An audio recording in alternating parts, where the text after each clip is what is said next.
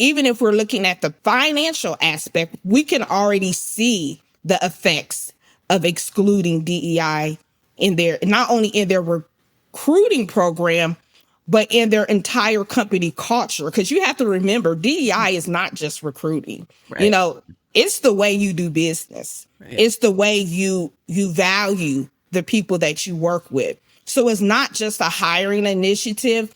Many cases, this is part of a company's mission and a part of a company's vision. You know, it's incorporated in their company policies. So this is not just a talent acquisition issue. So even DEI affects the way a company even does business. And all we have to do is turn on the news. All we have to do is look at the stock market.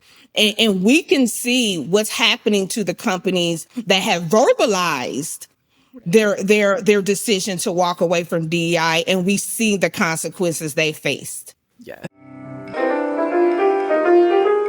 Welcome to Control Your Career, a podcast to help you conquer uncertainty, shatter imposter syndrome, and rise above the expectations imposed by others. My name is Julia Toothaker, and I am the career coach and strategist at Ride the Tide Collective, my career development company, where I offer career coaching courses, and I have a plethora of free content. I have been doing this work for well over a decade, and I want to help empower professionals like you find clarity, navigate your career with intention, and help you advance in your career in alignment with your unique personality, preferences, and values. This podcast is a great place to start your journey toward controlling your career.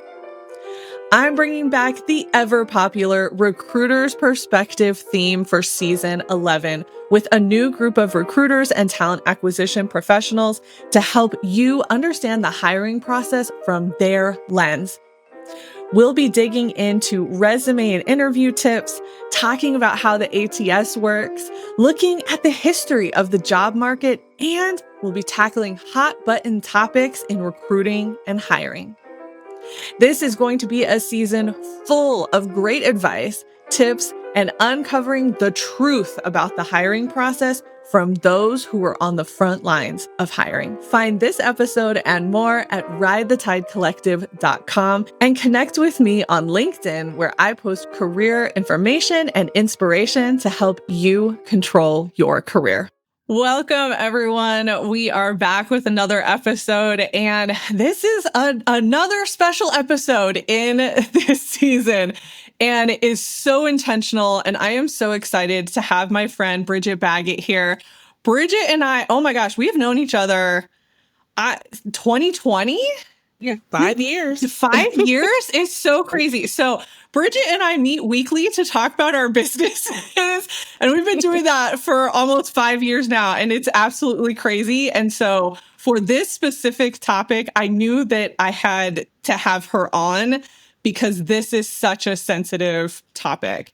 So we are going to be talking about DEI in the workforce. I don't really have a working title for this yet, but the common things are going to be talking about DEI, how the executive orders from January 2025 are impacting the world of work, what businesses have done. Like we're going to talk about a lot of things really under the guise of how this is impacting professionals and what we're seeing from our respective lenses from recruiting as career coaches, doing all the different work that we do. So I want to set the tone for this episode because I know that some of this content, some of this information can get really divisive with people. But one thing that I want everybody to understand who's listening to this is we are here to talk about the facts. We are here to help educate people in some of the nuance of some of this information that I think gets really muddied throughout the different people that talk about it. We're going to talk about the DEI initiatives, affirmative action, and we're also going to talk about the EEOC. And I'm sure some other things will come up within that as well. But we want to make sure that everybody understands what all of those things are, how they're defined, and how they play out within recruiting and in some other areas that Bridget and I have expertise in. As I said, we're going to be providing facts, definitions. We are also going to talk about our personal experience. And I'm just going to say, we're probably going to upset some people on all sides. I feel like we're going to upset some people, and that's okay. What I am hoping for, and I think both of us are hoping for, is that you listen or watch this episode just with an open mind to hear what we have to say, to listen to the perspectives that we have. And I hope that, we can find some empathy and understanding for everything here. That's really what we are going for. Let's see. This is meant to be educational, like I said, and help people understand the impacts to employment and hiring specifically. So yes, there are going to be some other nuances here. We are going to try really hard to not go into all of that. We're trying to stay specifically on employment and hiring. We know that everybody has their own personal experiences. They have their own biases with DEI, with discrimination, with hiring. We know that that exists. But again, we're just asking you to be really open about this conversation so that you can see it from multiple perspectives. And just so everybody's aware, we have notes, okay? We came into this discussion prepared. We have notes. So if you're watching this on YouTube, you might see us like glance over or read off of something. That's really intentional, because what we wanted to do is make sure that we were giving accurate information, that we were sharing information that was really helpful for you. So don't take that as anything other than we are prepared for this conversation. But without further ado, I want to introduce my guest today, Bridget Baggett. She is a career strategist and diversity consultant at Twisted Career. And as I said, we've known each other for many years, and I am so thankful that you agreed to come on and have this conversation with me. Welcome to the show.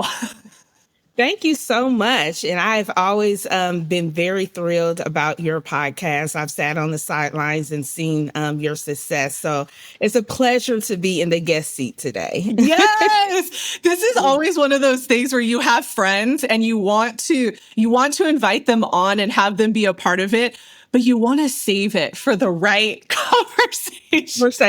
Exactly. And this was it. This was the conversation. I knew I wanted to have somebody that I trusted, and I trust you implicitly to have this conversation. So again, thank you so much. I would love for you to give us a rundown of your background, because I know you have such a varied history within the world of work, and I think that'll help people understand some of the expertise and opinions that you bring into this as well. Yes, thank you so much. Well, definitely. I have been in the talent acquisition space for over 15 years.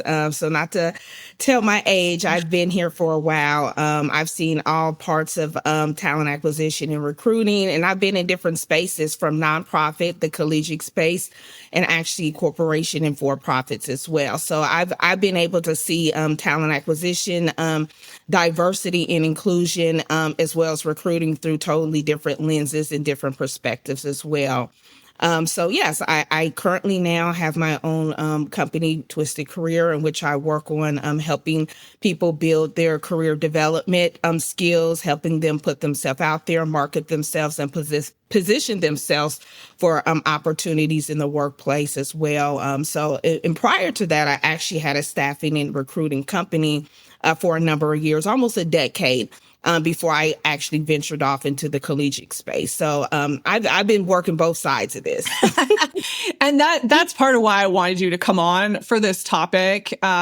Also, we both worked in the collegiate space, and I feel like there's such a nuance even there that I think we'll get into a little bit later. But I just love how diverse your background is within hiring and recruiting, to be able to show so many different perspectives of this topic in particular. So, okay. Well, let's jump right. We're going to jump right in with a hard question.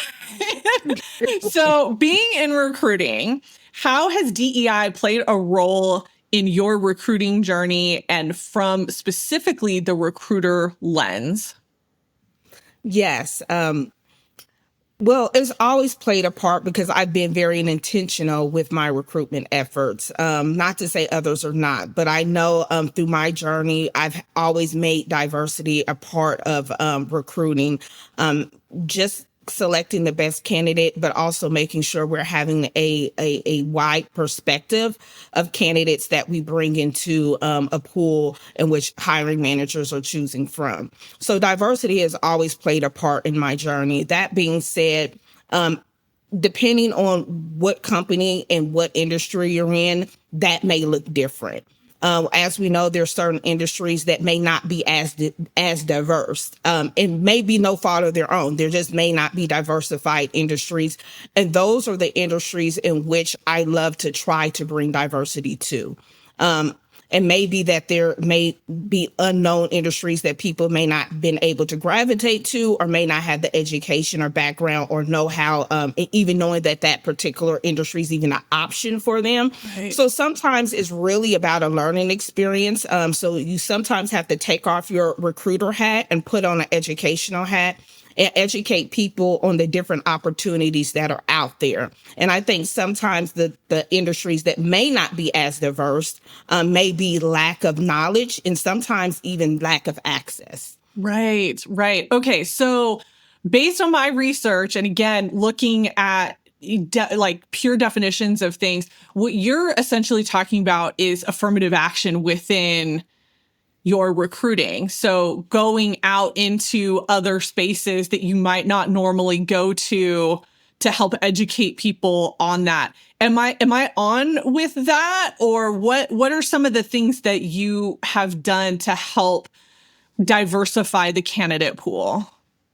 Yeah, diversification is targeting different groups that may be in that industry. So if you're looking into, let's just say, tech, you may want to look at organizations that have created safe places for people in tech to grow their careers. Mm-hmm. That would be kind of starting point. So looking at different type of associations or even different type of programs out there for minorities and diverse groups to be able to have that initiative to get in those type of industries, that's going to be your first line of defense.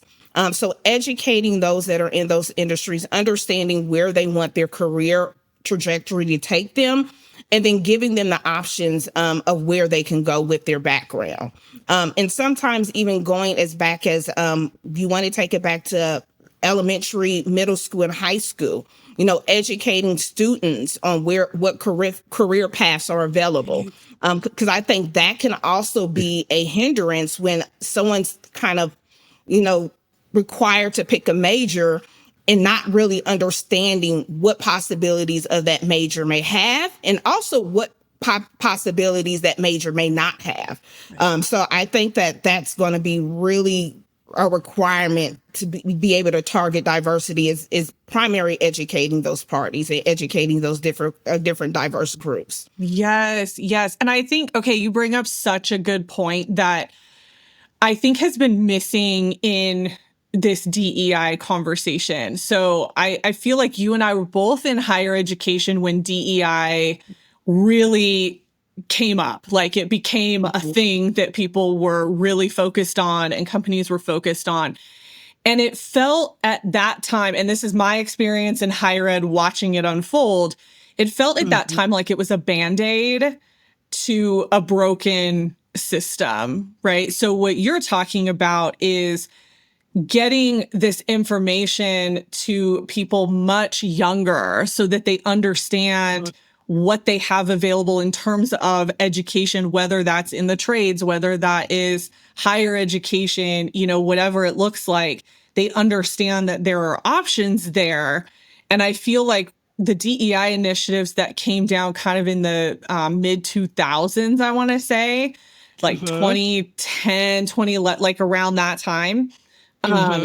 It was really about a Band-Aid. It was like, okay, we have to start seeking out these groups, and some of these groups existed and some of them didn't. And so what is kind of your perspective on that, having been in higher education when that came about and kind of watching some of these initiatives happen in real time? Like what was your take on that?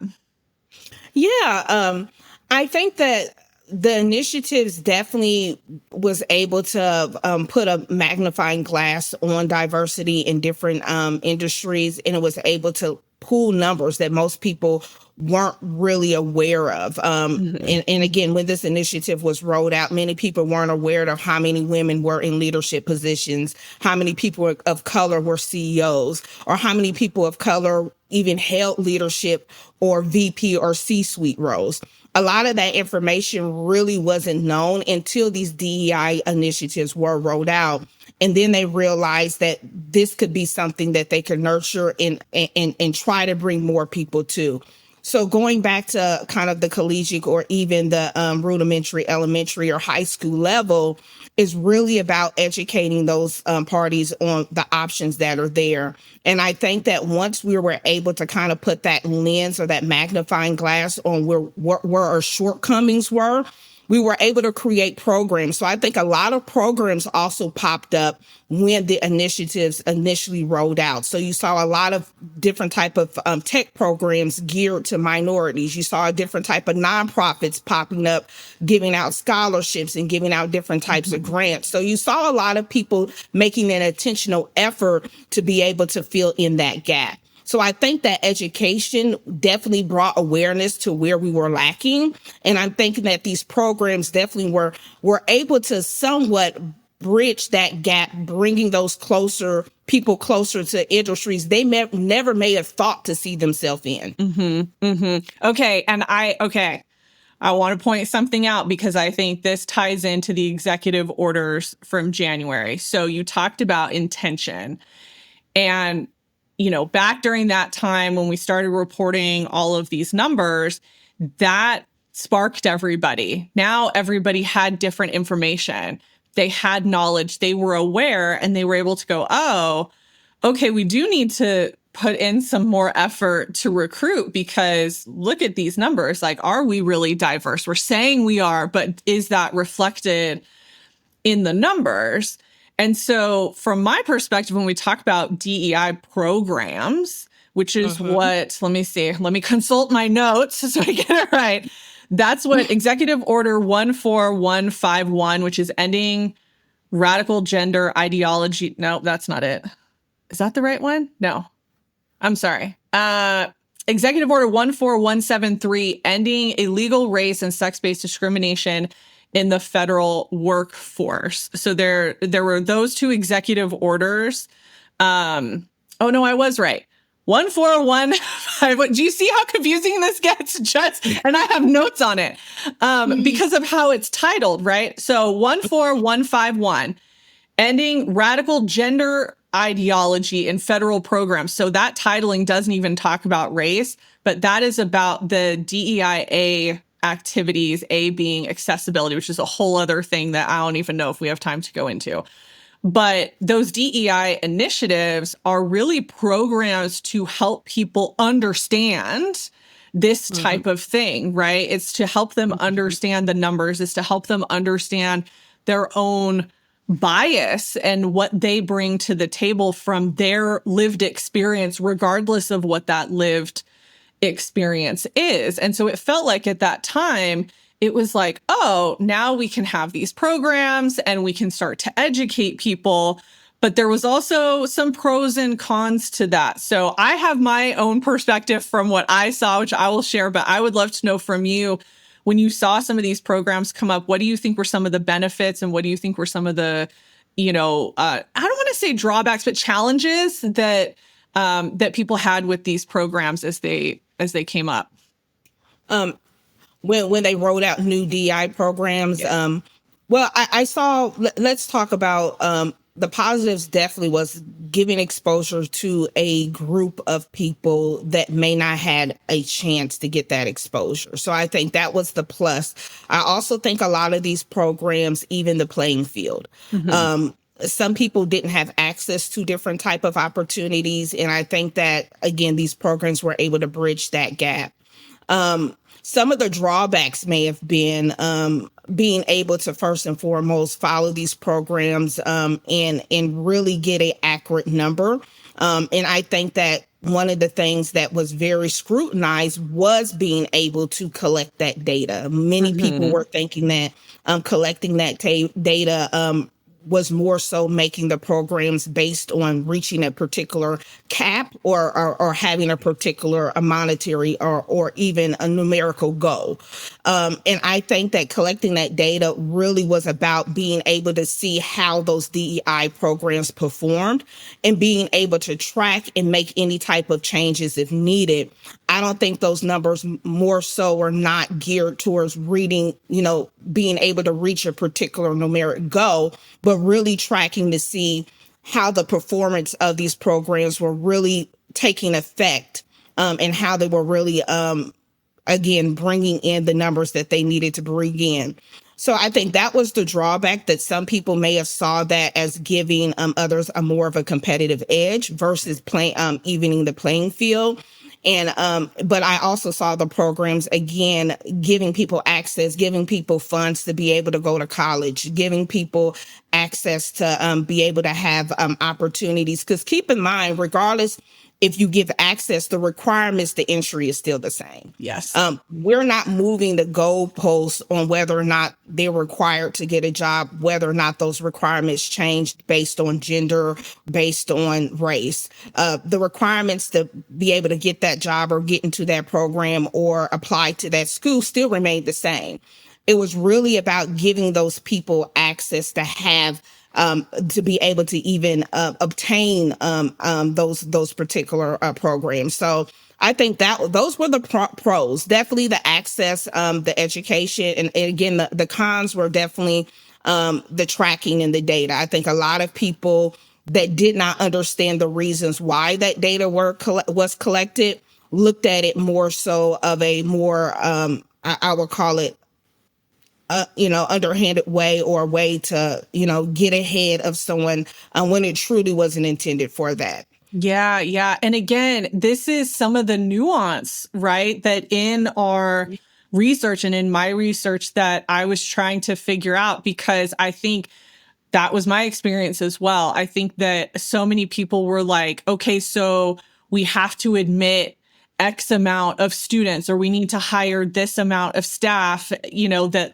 look like this or that fit into certain parameters that we've set, whatever that is. And the reality is, when you start putting numbers to things, we're going to hire, X amount of this or X amount of that. That's when it becomes discrimination. And that's when the EEOC becomes a thing. So for those who don't know, the EEOC is the Equal Employment Opportunity Commission. And so they are the ones that essentially are upholding the civil rights law that's enforcing non-discrimination. And so these are the cases that get taken to the government where there is proof of discrimination within the workplace. Which you and I both know is very hard to prove. There has to be a lot of documentation and a lot of witness statements and all of that in order to even bring an EEOC case to life. But that was some of the nuance that, as I was researching, I realized I think people got hung up on, because when this executive order came out, I heard people talk using language that led me to believe that they were going to start discriminating against people. And I was like, hold on, you can't, just because we're taking the DEI initiatives away does not mean that you can now openly discriminate against people. Like, the EEOC still exists to help combat that. And I think this is where some of that nuance can be really complicated in the moment, and when you're trying to figure out, what does this actually mean? Do I actually have a case for something? Like, all these things become just so nuanced in the grand scheme of it. But I want to be intentional about pointing out that a lot of that data is really collected post-hiring. So it's really about, who did you end up hiring It's not, we are trying to hit numbers. So the DEI programs are, hey, we are trying to, be more cognizant of having a more diverse, whether it's a student pool when it comes to college admissions, or whether it's, staff, faculty, all of that. And so where can we advertise? Where can we be so that, women, minorities, people with disabilities have an understanding that they are welcome here. Right. Definitely. And I think that's some of the nuance that people don't understand. And you said perfectly is you still have to qualify.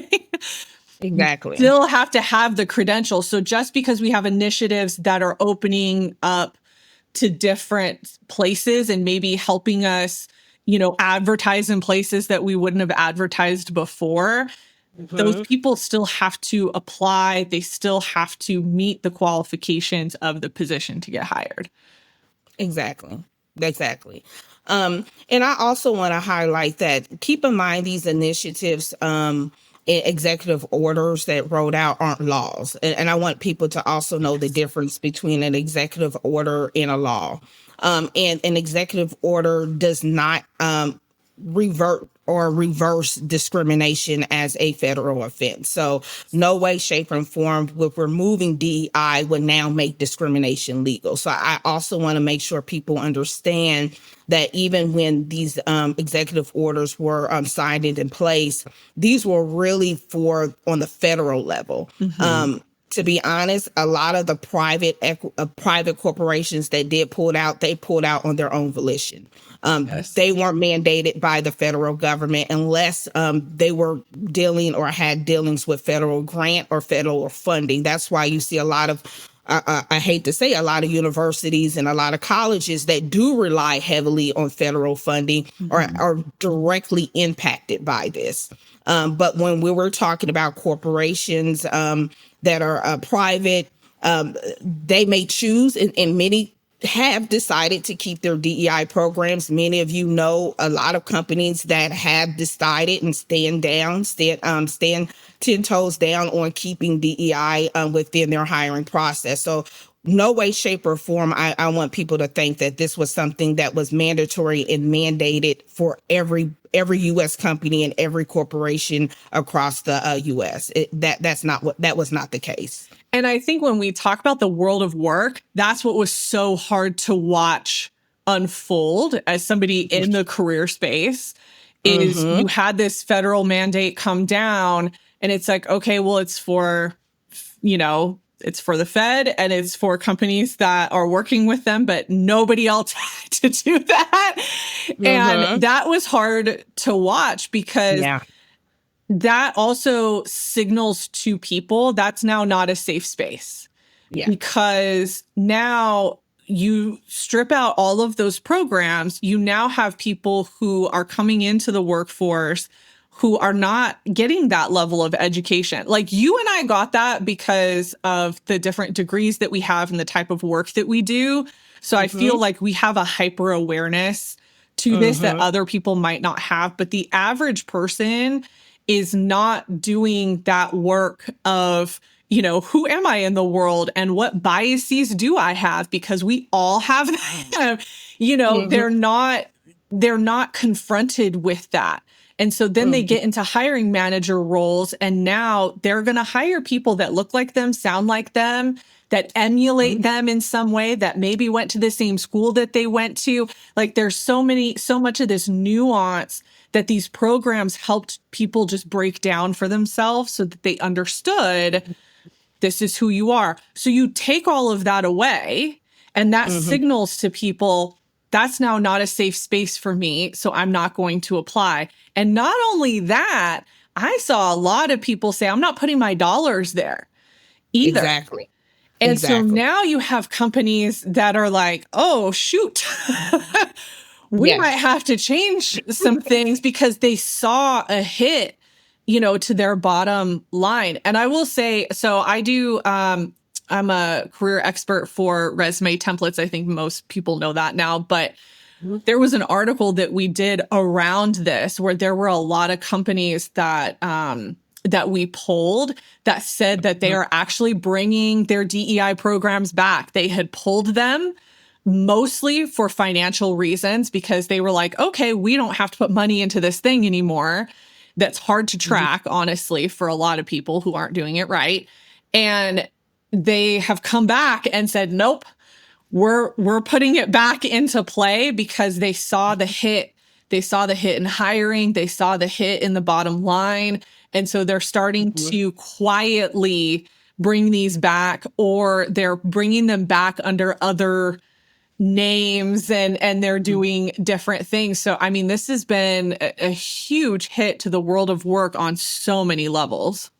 And statistics show that business do better with diverse teams and diverse organizations. You're able to look through a more wider lens and be able to cast a wider net when you do have a diverse team. And research has been done on this to have shown that diverse companies definitely do more financially, and people tend to have more work-life balance and more I should say more happiness in their role when they're able to work with diverse people. Yes, yes. And I want to point out again, nuance. I feel like that's the key word for this episode is nuance and intention. When we're talking about diversity, it's not just racial. And I think that gets muddied sometimes because people hear that word and they think, oh, it's how we look. It's not just racial. It's gender, gender falls into that. It's also ability, right? So people with disabilities and, all of that. Mental health falls into that as well. Religion. Yeah, there's so much that encompasses diversity that I don't want people to leave this and think that it is purely race-based. It is not.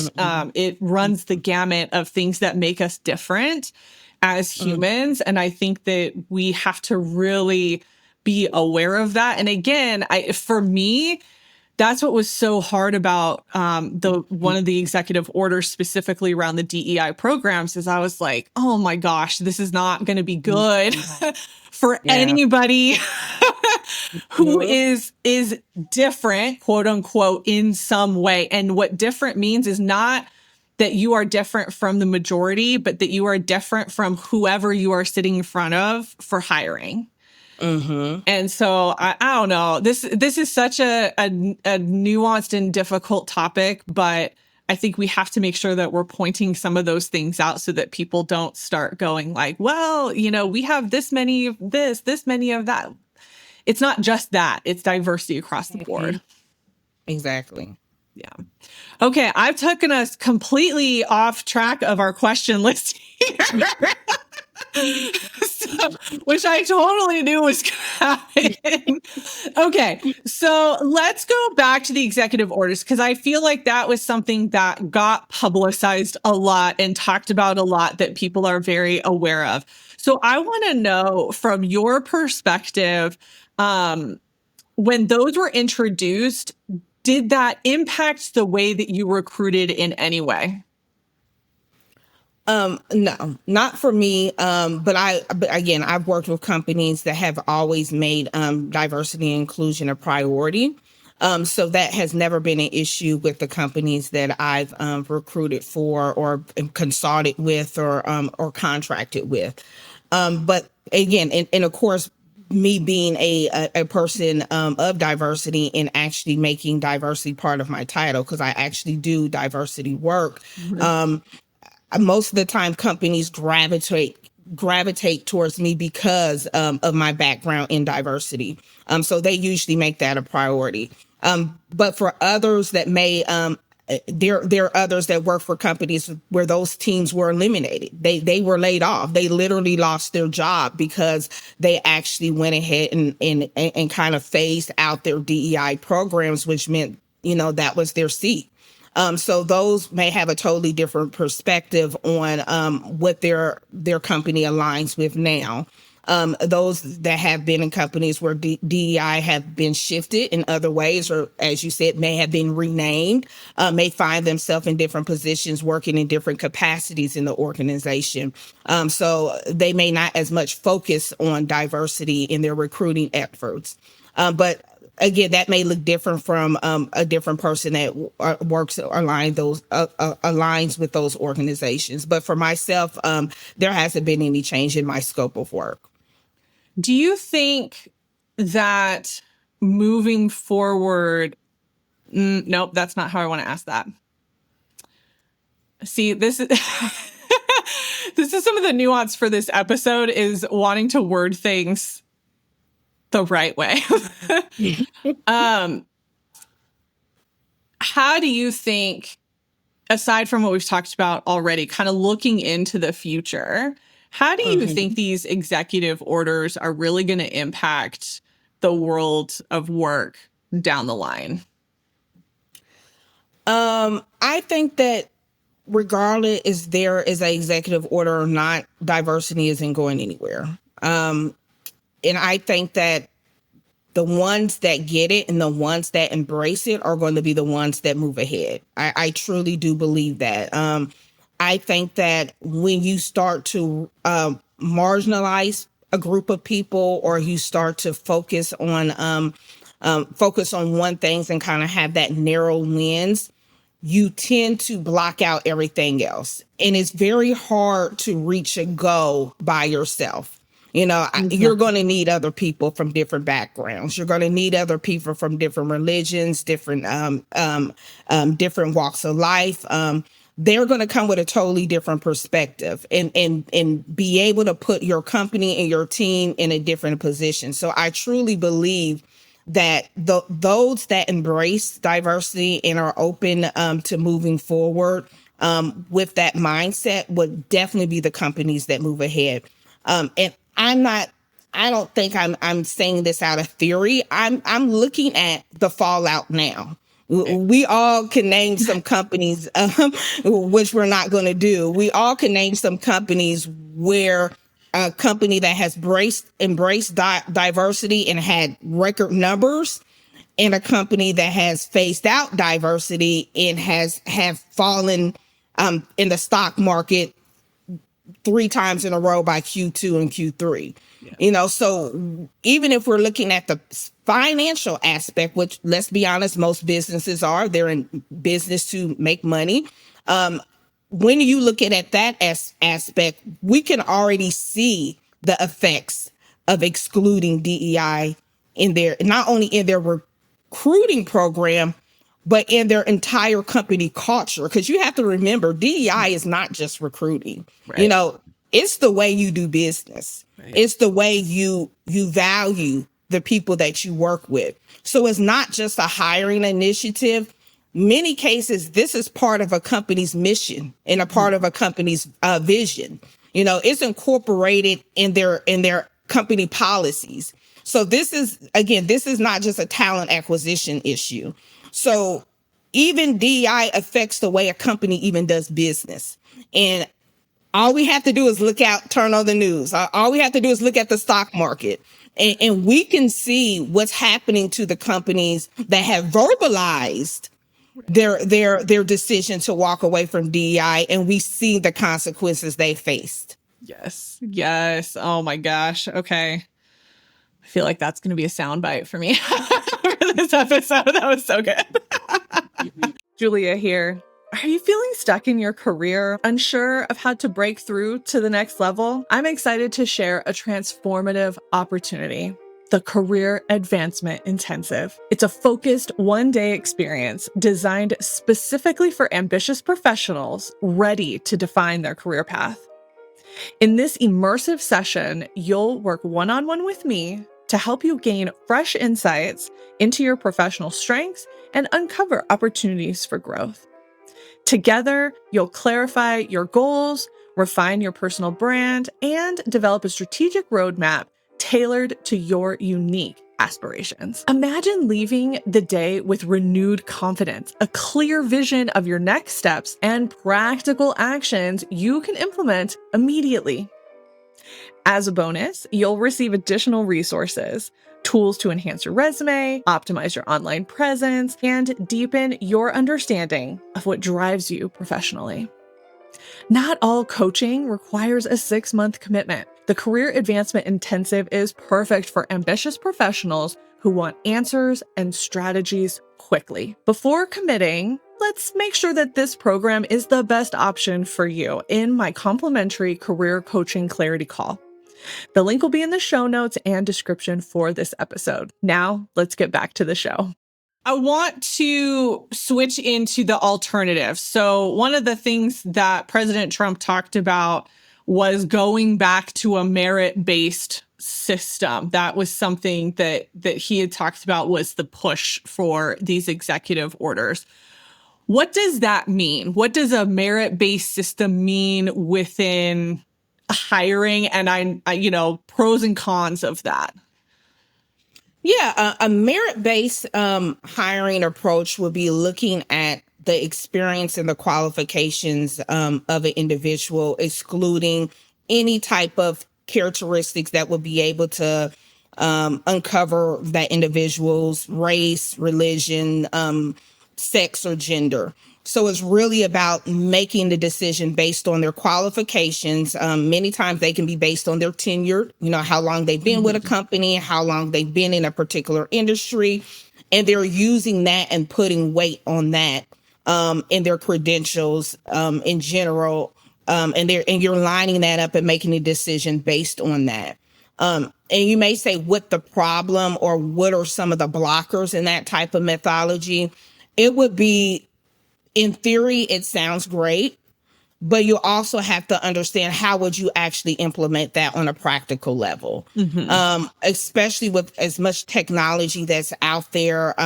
You're able to look at someone's resume, looking at the college they went to, looking at the professional associations they're a part of, even looking at any type of fraternity or sororities they're in, and be able to identify many things about that particular candidate without even seeing their face. Right. So unless we're going to strip a particular resume to the bare bones, I don't see how that's going to be something that they could practically do on a consistent basis without some of these telltale signs being revealed of who that person actually is. Yeah. And I think that's some of the nuance here that's so hard. It sounds good on the surface, but there's so much that goes into a resume that you can pick out, and then even just, I know we were talking about this a while back, even just the college, the discrimination around college, which college you went to, or even the degree that you have is obscene. Yeah. It's so bad. And I had a friend just a couple days ago, we were talking about this episode and I was preparing for it. And he was saying that somebody in his office went to an Ivy League and was asking everybody where they went. Well, he went to a state school. And he said that, and this other person made a face and did not want to, talk about it anymore. Like, it changed that person's view of my friend because he went to a state school, even though secretly he's one of the best in the office at his job. We're not going to talk about that, though, right? Exactly. He didn't go to the right college. And he's getting that level of discrimination. So, yeah, I mean, a merit-based system, I think, sounds great in theory. And there are some benefits to it, but there's also some ridiculous downsides in terms of the implementation that we go through. Yeah. And like I said, with technology, LinkedIn, social media, it's very easy to run a name and find out who someone is. Yes. And like I said, unless we're going to hide or remove that information, even the name of the person, again, how practical is that going to be to do that on a very large scale? Right. I think about, too, what we already deal with in an internal structure, right? So we're in a company and we want to get promoted or we want to apply to another position or whatever the case may be. How often is that decision merit-based? Truly. In Yeah. so many scenarios, it's either who has been there the longest, right? Mm-hmm. That gets pulled up, or you have a relationship with somebody. Like you have Mm-hmm. made yourself known, you have the right connections within the company, you're really good at networking through everything, whether you are the best candidate or not. A lot of times it's those relationships that you've made or the longevity in the Yeah. company.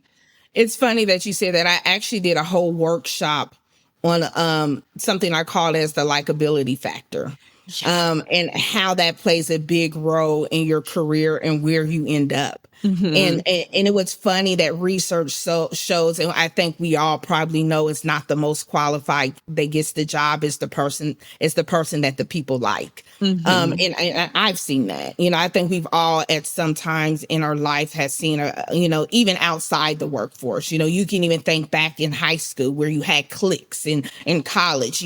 People gravitate to the popular people. And that was no different in the hiring, as well as that.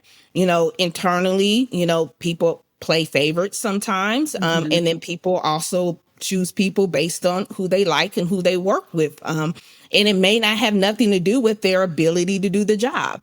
They may do it well enough, but they may not be the best. So I actually did a workshop on that, and I think that's fascinating about how the likability factor, especially as you get older, but definitely play a bigger part than your background, believe it or not. Yes. And again, this is the nuance too. And this is what some of these DEI programs are trying to do that have now been stripped away, is trying to help you as a hiring manager understand the bias that you're bringing to the table, even around that.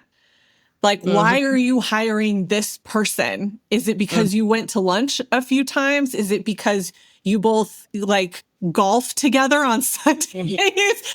Why Yeah. are you hiring that person? What is the motivation around that? And are they the best person for Yeah. the job? And so those programs help you break that down for yourself around, what is my bias? What do I bring to the table that I need to take a step back and go, oh, I'm definitely being really biased. Maybe that person's not the best person for the job. Mm-hmm.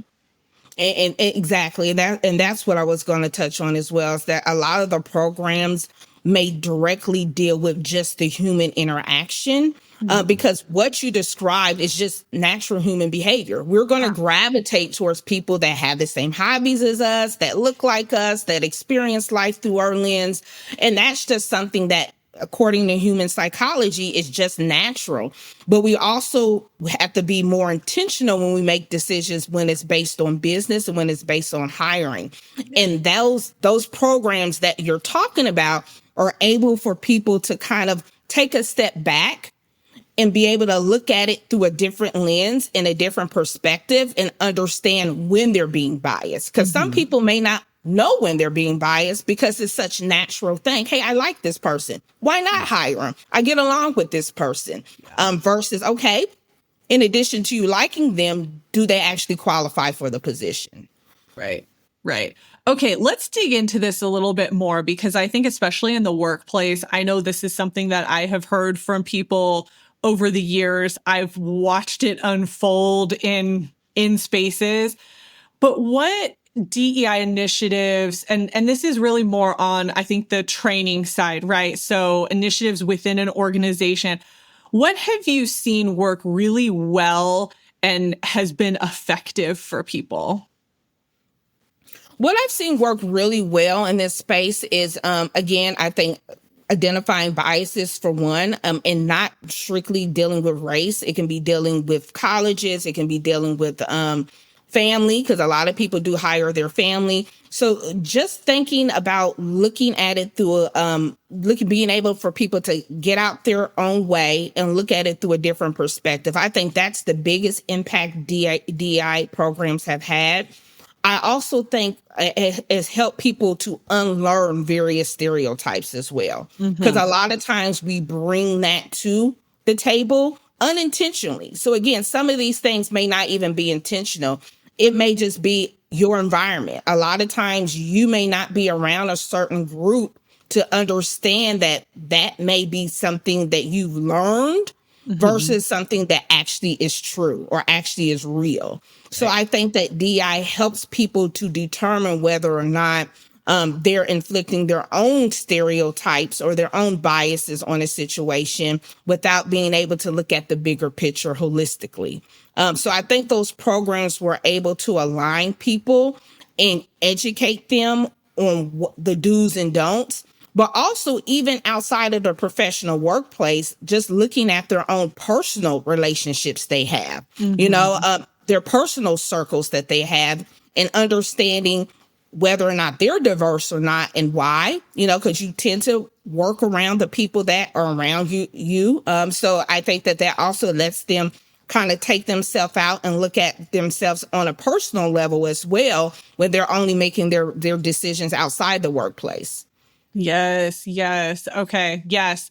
And okay, the next question has to be the obvious one, which is where have you seen them miss the mark and just cause confusion or anger? Because I feel like that's what we end up hearing about the most, which is unfortunate. But what have you seen there? Anger around taking away the programs, or? No, I would say, okay. So I've been in spaces where DEI programs have been implemented and the focus has been on race. And it's in a predominantly white workplace, and the conversation really stems from understanding your whiteness, understanding the privilege that you have, but not in a way that is helpful, if I had to be honest. I've watched it get implemented in a way that is really divisive and honestly creates more division than it does help people understand themselves. So like the way that you described how it's worked well, I wish that was the main way that these programs have been implemented. But from my experience and then just different people that have talked to me over the years, more often than not, I see it becoming this place of divisiveness, not intentionally, I don't think, but I think it's how the information has been communicated, because I think that there is a message that sometimes the people who are implementing these trainings are trying to get across without laying a foundation of trust and understanding of what it actually is. Okay. That being said, I think that where people may get upset or angry is probably the lack of understanding the intent of the programs that are put in place. They may be very poorly educated on why the program's there. Some people may see it as some type of competitive maneuver or some type of way they're putting something in that becomes a barrier for them. Right. So I think a lot of anger stems from thinking that now you have created competition where it did not exist. Right. Whether that's going in for the same role, competing for someone for a promotion, applying to a school. We've heard a lot of things out there on social media where people feel that other people get better chances, or because of this initiative, people have a more better chance than others. And not understanding, and it goes back to what I said at the beginning, how this is really about evening the playing field for everyone. But when you have a person that has been poorly educated on it or only gets their news from social media, they may not understand the why behind it. And they see it more so as a barrier for them than for something that's really going to help them in many ways and help the organization as a whole. You may have some that don't want to do it by their own individual reasons that have nothing to do with it. They may understand the reason why, but they still may not want it. But you may have some, and I think it may make a majority that may not understand the why. Because when I hear about, especially when I hear comments about, well, that was a DEI hire, or that person got that job because of this, or, oh, they got admitted because of that. Not understanding that they still had to meet the same requirements as everyone else. Right. That wasn't the thing that got them there. So unless you really understand how the behind the scenes workings actually work, you would, on face value, it would be understandable why you would think that. But unless you understand that the reason why this person would even have access to apply to this is because of this program, then you'll understand that that's why that program's in place. Right. Yeah. And I think too, people that get offended by these programs, I think that's the trigger point, right? Is like, if something like this is offending you, that's the point for you to take a step back and go, okay, this hit home. Why did it hit home?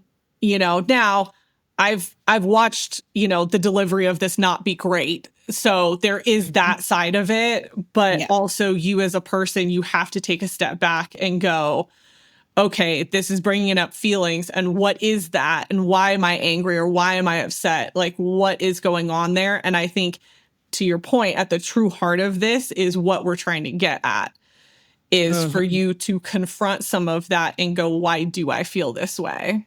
And I also feel like so many workspaces just do not have the level of trust that is needed for employees to feel comfortable enough to get to that level in a group scenario, which is usually where these things happen.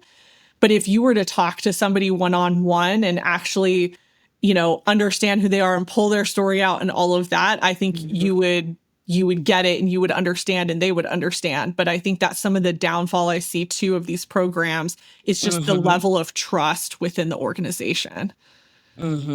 Definitely. Yeah. Okay. I feel like we've gone over a lot.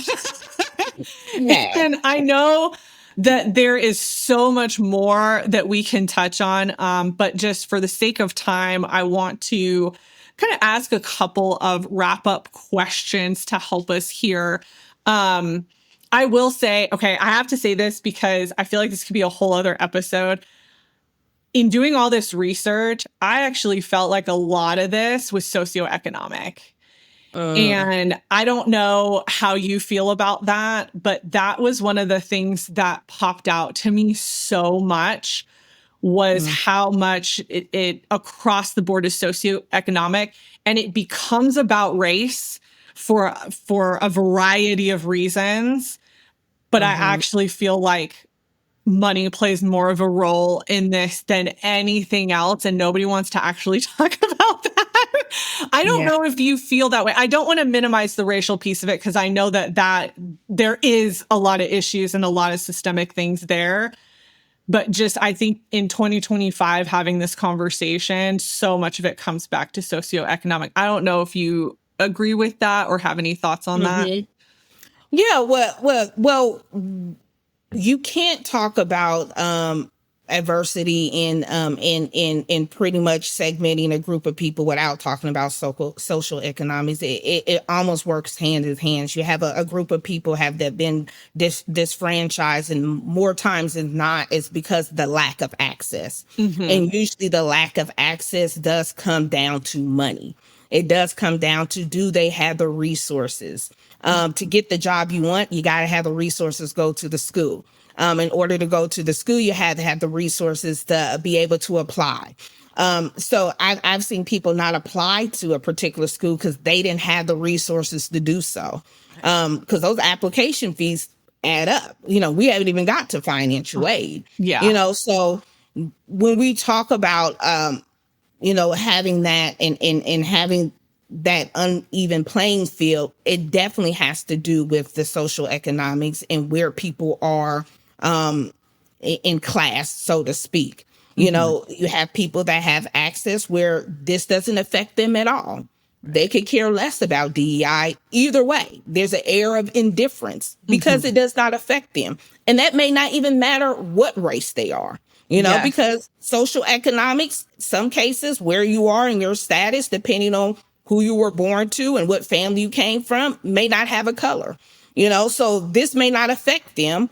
But then when you look at those that are impacted by different type of barriers that have in place, it definitely has been segmented in a certain group of people and a certain group of people with a certain type of income. So I think that, it definitely does go hand in hand, and it correlates with social economics as well as status and class. Yeah. Yeah. Okay. Here we go. Last couple questions, I promise. Okay. So how can companies or institutions build truly inclusive environments without relying on identity-based preferences? Without relying on identity-based preferences? Yeah. I think it starts with your company culture, creating an environment where everyone feels inclusive, everyone feels like they belong. And this can even be incorporating, as I talked about, in your mission and vision, in your values of your company. That doesn't have to be labeled with a particular race or background or social economic level. So doing something as simple as having an open and welcome environment for all people to work, that's a way that you can, that's a way that you can actually uplift DEI without having to call it even DEI. So you, without taking away, with taking away those labels, creating spaces where people do want to be able to be themselves, are able to be open, are able to communicate without backlash, having a path of career trajectory or upward mobility, and basing that on their experience, their professional background, and also, of course, their work and qualifications, regardless of race or regardless of background, is going to be something that's going to be crucial. So there's different elements companies can do without really putting together a formal program. I know some groups put together ER groups and implement that in their particular culture as well. So people can get together that may live in a certain demographic. If it's a global company, that may come together with certain hobbies, so being able to create environments where people feel welcome and able to kind of have that sense of community, which is really going to be able to make a stronger workforce. Yes. Oh my gosh. I love that. Hobbies. I feel like hobbies is such an underrated group that you could have within an organization. That would help so much. Companies do that. You should do that. We need that more. They'll have outings. They'll have days where they'll take days off or volunteer work. They have volunteer days where they'll get teams together and people that really like to volunteer and give back to the community. There's a group for that. So it's just ways to come together that doesn't have to have let's you say, a very strict label on it. Right.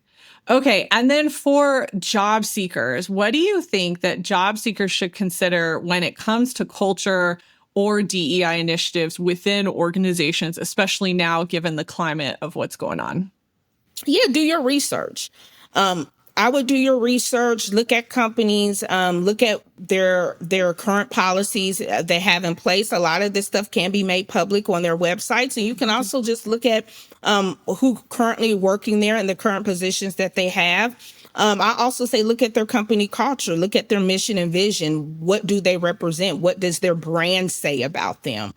So you can make a decision based on, is this a company that I feel like I would fit in? Is this a company that's doing the type of work that I would be fulfilled in? So I think it's really about also not only looking at the company culture, but also looking at, would this be a fit for you? Because not only you're looking to meet the needs of the company, you want to make sure you're choosing a company that's going to meet the needs for you as well. Yeah. So I think that doing your research is going to be big, whether that's going online, looking at reviews, looking at what their mission and vision is, what type of community work they've done or contributions they've done, what type of missions they supported. So I definitely will look at that. What are things that they kind of stood their ground on? That would tell you a lot about the perspective and the values of that particular company. Yes. Yes. Oh my gosh. Such good advice.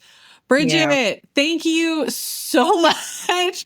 I think this was so helpful, and I hope that the people who listen, the audience, they took away from it what they needed to take. I think this was such a good opportunity to really shed some light on things, clarify some things, and just give some different perspectives and multiple perspectives so that I hope people can be a little bit more open-minded around this. And honestly, do your own research. Yes. Do your own research. A lot of the documents that I used were from official government documents and websites to make sure that we were getting the right information and all of that.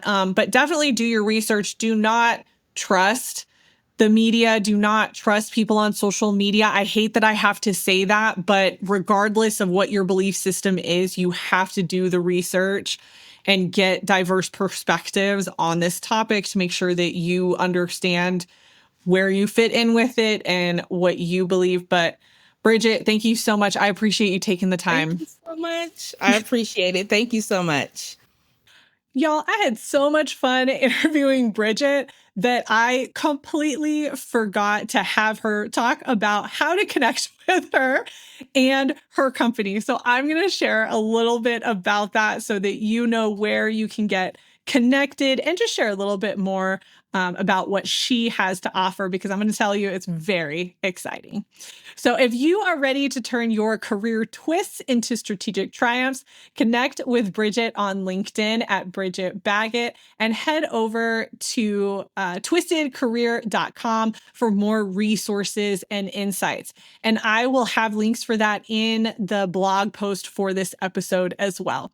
And here is something really big. And personally, I'm excited because Bridget and I have been talking about this for so long. But she is introducing the Twisted Career Academy, and it's going to be opening soon. It's going to be a membership starting at just $9 a month, and it's your gateway to structured growth, community, and professional development designed for career navigators like you. The soft launch kicks off in October 2025, but you can join the waitlist now to be the first in line. And I highly recommend this group if you want to have more of that career support with a group of people. Until next time, keep it strategic, stay curious, and never be afraid to rewrite your own career narrative.